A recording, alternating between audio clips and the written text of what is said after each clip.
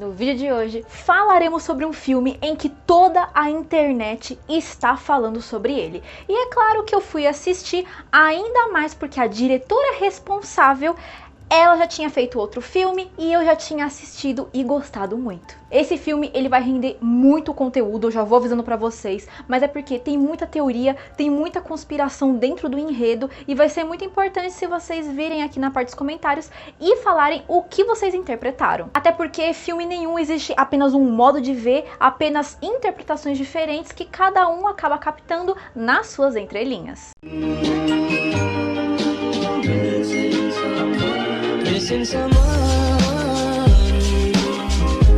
Olá, eu sou a Bianca Matos, aqui do Vídeo Insônia, e aqui no meu canal eu gosto de falar sobre filmes e às vezes sobre jogos bem peculiares. Eu gosto de falar sobre paleta de cor, narrativa, enquadramento e tudo mais. E se você gostou, já deixa o gostei aqui embaixo, se inscreva e ative o sininho para as notificações, porque isso ajuda muito no crescimento do canal. Saltburn é um filme americano e britânico de comédia ácida e thriller psicológico lançado em 2023, em que foi dirigido, escrito e produzido pela Emerald Fennell, que diferente do diretor do vídeo da semana passada, ela faz de tudo. Ela trabalha com roteiro, ela atua e ela dirige também. Como por exemplo em Bela Vingança de 2020, em que ela foi diretora, e no filme da Barbie de 2023, em que ela atuou. Mais um dia estou aqui, sofrendo de calor.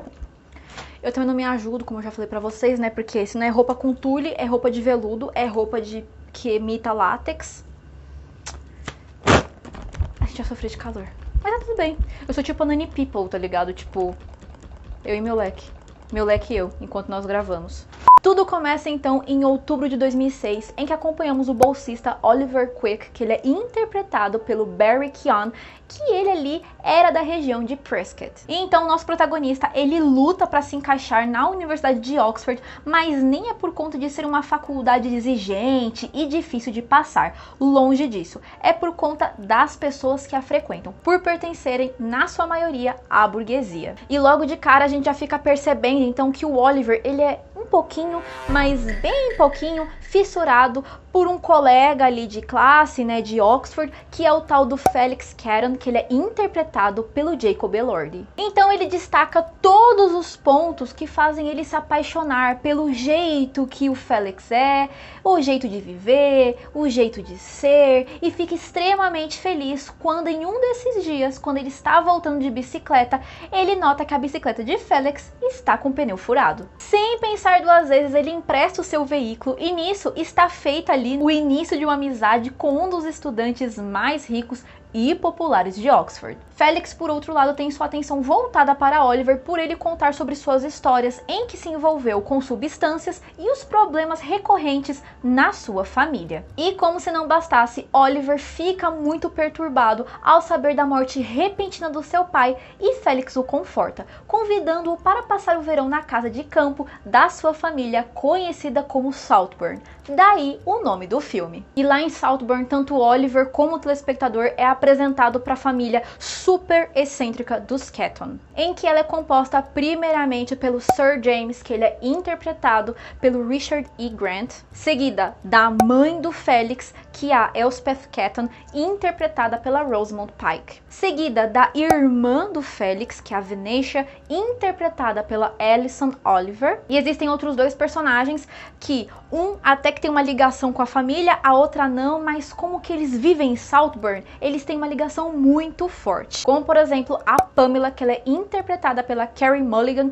que ela é o que eu falei pra vocês, ela é uma amiga da família. E por último, e não menos importante, temos o Farline, que ele assim, a gente já vê ele nas primeiras cenas do filme, então ele já conhece tanto o Oliver e o Felix, eles meio que têm ali uma sanguíneos, têm parentes em comum, que ele é interpretado pelo Archie Madekwe. Só que nisso tudo, o Oliver consegue conquistar cada um com o seu jeito de ser e a sua inteligência, exceto Farline. Sem contar que vemos a sua obsessão por Felix crescer cada vez mais. Quando a Fennell, a diretora, estava escrevendo o roteiro do filme de hoje, ela queria muito fazer com que o público se encantasse por pessoas desagradáveis. Em que ela queria colocar a gente numa posição em que a gente fosse persuadido pelo Oliver, pela maldade, pela crueldade e pela inteligência dele, querendo ou não. E então temos que lembrar que ela realmente queria mostrar de tudo e eliminar o glamour das coisas. E pra gente partir pra parte de desmistificar esse filme, eu tenho que falar os outros detalhes pra vocês entenderem a dinâmica dos atores dentro do filme. E eu disse tudo isso porque a diretora, ela optou por gravar em um local que não fosse uma propriedade familiar.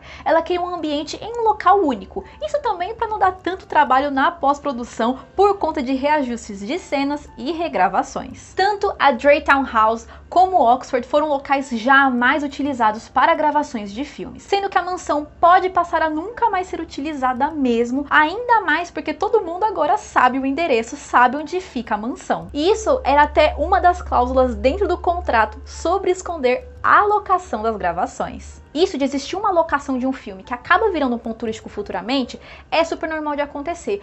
A parte desagradável é que muitas vezes esses locais não eram turísticos. E aí, quando ele passa a ser, as pessoas que moravam nas redondezas acabam se incomodando. Como no caso do filme Um Lugar Chamado Notting Hill, de 1999. Durante as gravações, demorou, mas com o tempo os atores se sentiram confortáveis em trabalhar nestes ambientes, o que foi melhor ainda para passar para o telespectador o ar de que eles estão realmente habituados com aquele tipo de ambiente, sendo o lar deles. E antes de mais nada, antes que a gente discuta qualquer ponto sobre Saltburn, a gente precisa deixar bem claro aqui que isso é um grande mal entendido que tá acontecendo na internet, que tem muita gente que é besta e tá deixando de assistir, é que Saltburn não se trata de uma narrativa LGBTQIA+. Mas Bianca, é aquela cena entre o Farley e o Oliver. Calma, gente, a gente vai chegar nessa parte, não é à toa que eu separei o roteiro de hoje por capítulos, por temáticas, pra gente falar sobre cada parte, não esquecer de nada e nem deixar ninguém confuso.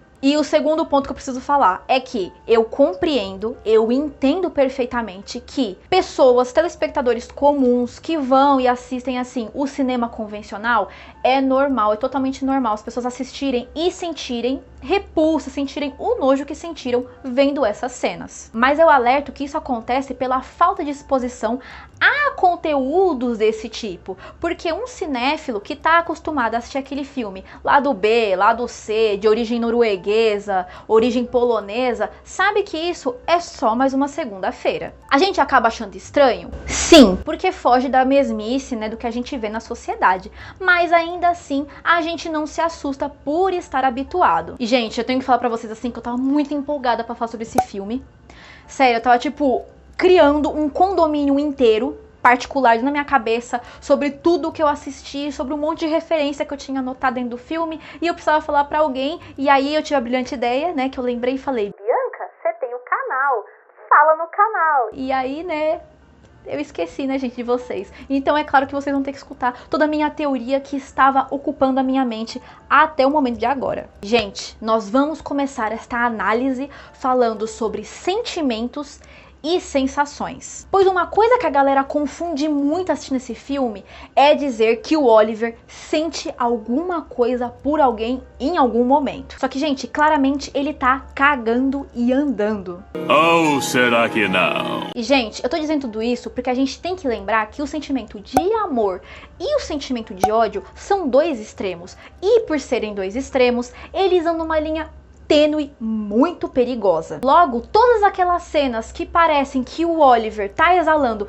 amor, paixão, admiração pelo Félix, na verdade é muito ódio acumulado e inveja. Mas Bianca, o Oliver deu o cu pro Farley. Gente, vocês têm que ver que primeiro dar o cu pro Oliver não é nada, não quer dizer nada. Ele só tava fazendo chantagem com o menino ali. Então assim, ele não pensa muito se for pra atingir o objetivo dele. Se for pra roubar, ele rouba. Se for pra matar, ele mata. O que for preciso, ele faz. Ele é meio Griffiths assim, do Berserk das ideias, tá ligado? Mas será que o nosso protagonista Oliver, ele é psicopata?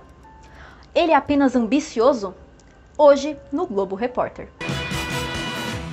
E com isto podemos discutir o motivo de por que é tão recorrente de vermos classes sociais altas serem demonstradas como uma galera sem muito pudor, com sexualidade no talo e que realizam atos sem escrúpulos. E isso acontece exatamente por eles já terem tudo que o dinheiro pode comprar, e então eles precisam provocar certas sensações extremas para eles se sentirem vivos. E esse ponto que eu acabei de comentar fez eu lembrar que eu tenho que falar sobre as 3 cenas ou os 3 momentos que fizeram a internet simplesmente virar do avesso. É claro que, como eu falei pra vocês, eu compreendo, novamente, eu sou a pessoa mais compreensiva do mundo, que sexo, sexualização e sexualidade são 3 temas que eles ligam entre si, mas acaba sendo um tabu na sociedade. Mas grande parte desses preconceitos acontece por meio do ambiente que a pessoa veio ou foi criada, da frustração e medo de julgamento. Porque se vocês forem parar pra pensar, todas as 3 cenas estavam relacionadas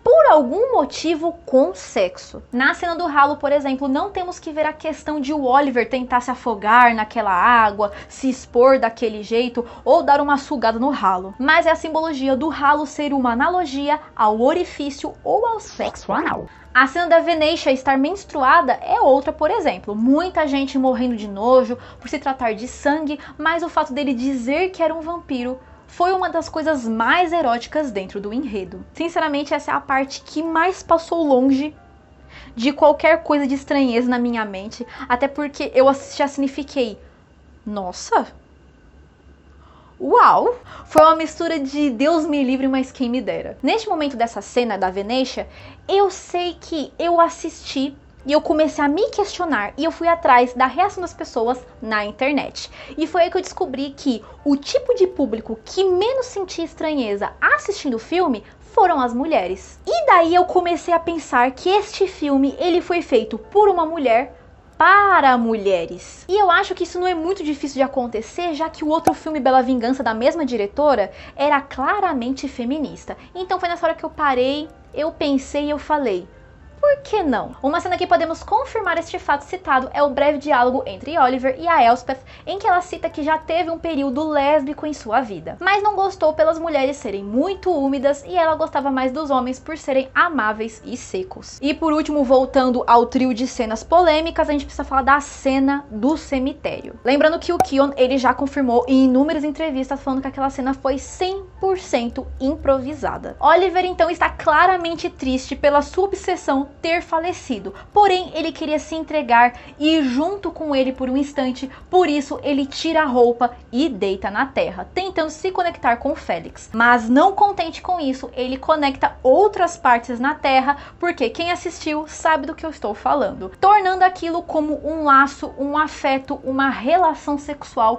não apenas com Félix, mas com Saltburn. Claro que existem outras cenas que não são polêmicas, mas você assiste e você tem um sentimento de estranheza, e aí você fica, tem alguma coisa por trás, tem alguma coisa nas entrelinhas que eu não sei o que é, mas torna tudo isso muito obscuro. Como, por exemplo, o fato do mordomo de Saltburn ser onipresente. Ele sempre está disposto a tudo. Tudo bem que esse é o trabalho dele, mas ele está em todos os locais, e quando você menos espera, mesmo que seja no fundo da cena, quase imperceptível, por conta de estar acontecendo algo mais chocante no primeiro plano, no enquadramento, nós não percebemos sua presença. E nesse momento podemos ter a conclusão que o mordomo, ele pertence a Saltburn. É como se ele fosse um fantasma ali. Não é à toa que, por conta do final, nem vemos rastros dele mais. Parece até que o local está abandonado e não há aquela sensação mais de estarmos sendo observados. E isso nos faz lembrar da cena do labirinto, não aquele momento da festa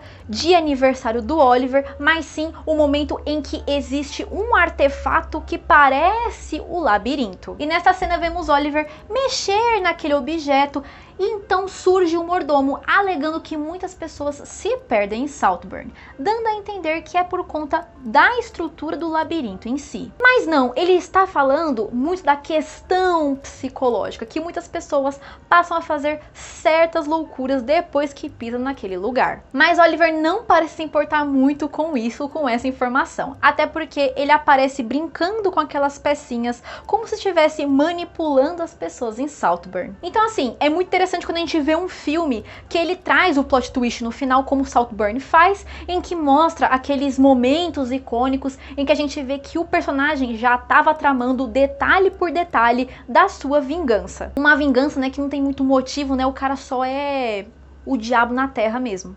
Mas também a diretora, ela foi muito esperta em colocar esses pequenos detalhes, seja na mobília, seja no enquadramento, e aí a gente fica observando e vendo que cada vez mais o filme, ele é muito complexo e muito completo também. Daí, eu não sei se você é um inscrito novo, se você é um inscrito há tempos aqui no canal, mas existe um vídeo em que eu falo sobre o mundo imaginário do Dr. Parnassus. Eu vou deixar um card aqui em cima para vocês irem lá e conferir, porque não existe referência desse filme em si, mas existe um objeto dentro desse filme que também está em Saltburn. E eu estou citando esse filme como referência porque vemos o tal do teatrinho de brinquedo ou teatrinho de papel fazendo parte da mobília, que este foi um acessório que pegou popularidade no início do século XIX lá na Europa. E nessa cena podemos ver em que há os membros do filme como personagens daquele teatro, em que mais tarde, por obra do acaso, o Oliver pôde manipular como suas marionetes. Agora, falando mais ainda sobre observação e prestar atenção nos mínimos detalhes, a gente vai ver que Saltburn,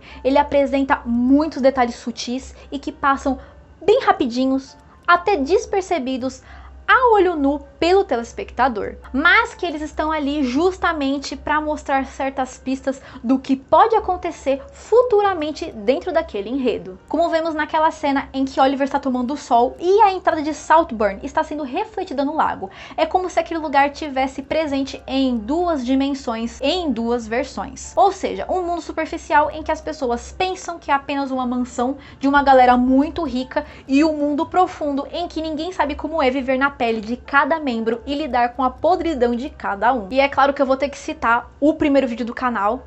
Eu não me orgulho muito dele. As pessoas mais próximas sabem que eu não me orgulho muito dele, porque eu tava aprendendo a editar, mas eu deixo ele lá pra eu saber que eu, acabei evoluindo na edição.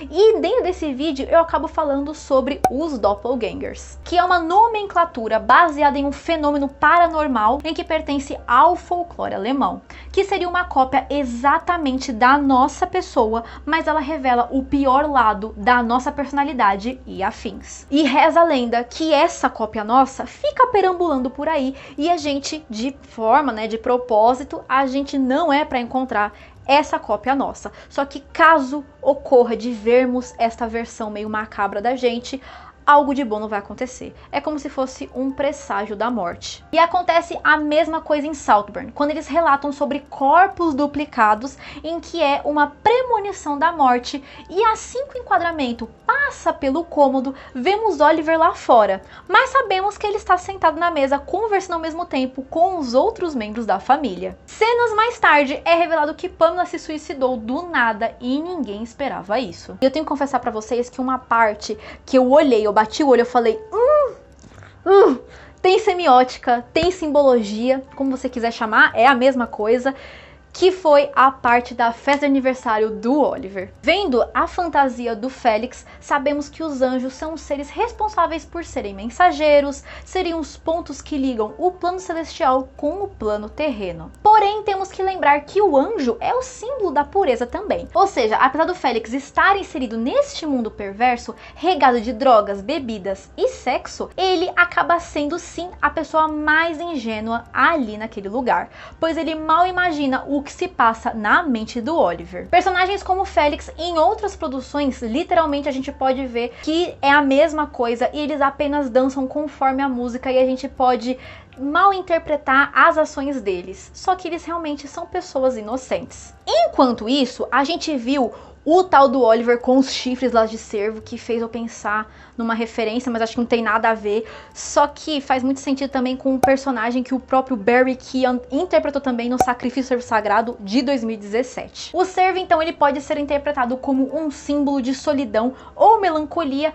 mas também como um animal que simboliza o renascimento. Muito semelhante com o que o Oliver quer fazer com Saltburn. Ele não quer apenas tomar para ele, mas ele quer fazer que tudo aquilo fique conforme o seu gosto. funcione como ele quer. Ele quer trazer uma nova era para aquele lugar. E como estamos falando de um filme em que foi dirigido pela Emerald Fennell, é claro que a gente está falando de um filme que alguma hora ele vai trazer tanto uma paleta de cor, como dentro do enquadramento, algo que remeta a alguma obra de arte. E eu digo isso pois a cena em que a família Ketton está na mesa, na manhã em que descobrem que o Felix está morto, tudo fica em um tom avermelhado, passando uma claustrofobia por terem que permanecer sentados à mesa, assim como Sir James, que ordena também que as cortinas sejam fechadas. E assim, tirando a Venetia, que é a irmã lá do Felix, a gente vê assim que os outros personagens, eles se seguram muito pra não surtar, pra não sair dali correndo. Já na parte de referências artísticas, a gente vê, por exemplo, no filme Bela Vingança, em que a protagonista, ela é sempre remetida ali dentro dos enquadramentos como uma anja,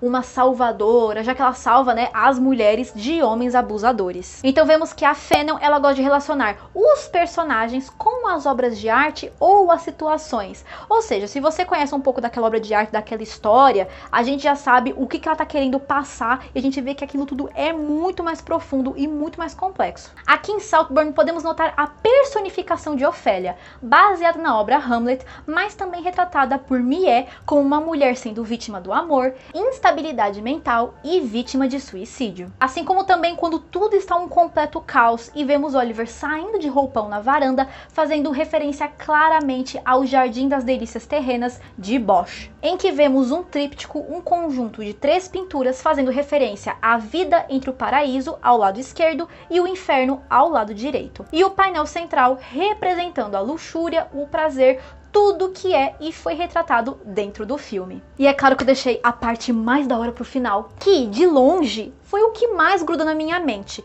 que é a tal da trilha sonora, que para quem gosta de canções icônicas não vai se decepcionar. Começando por Time to Pretend do MGMT.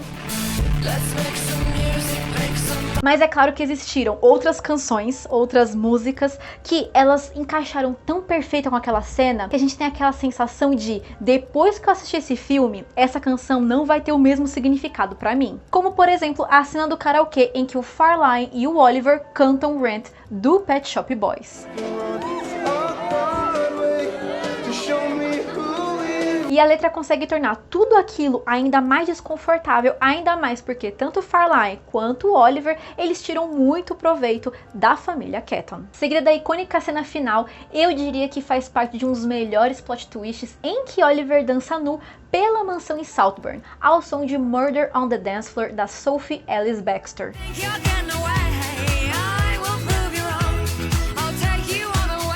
Em que o próprio título ele já diz tudo também que aconteceu no filme.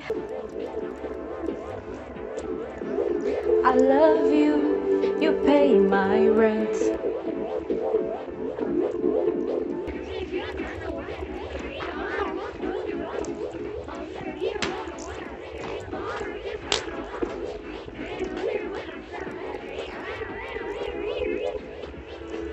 It's murder on the dance floor. Lembrando que essa cantora ela esteve no Brasil em agosto de 2002 no programa da Hebe. Quem é da minha época e até mais velho lembra-se muito bem.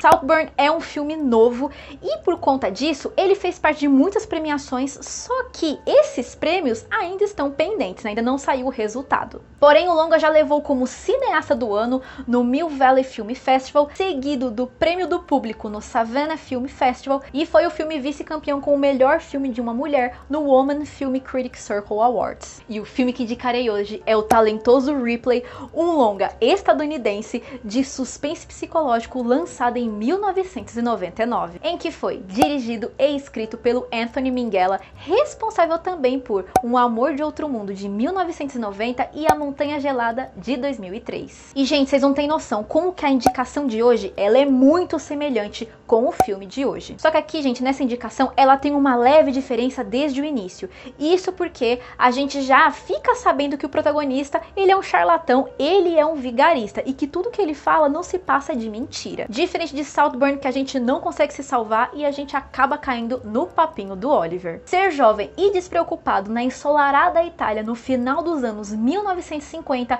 é la dolce vita que Tom Ripley anseia e que Dick Greenleaf leva. Quando o pai de Dick pede a Tom para trazer seu filho de volta à América, Dick e sua namorada Marge nunca suspeitariam dos extremos perigos que Ripley passará para tentar mudar o estilo de vida deles para o seu bel prazer.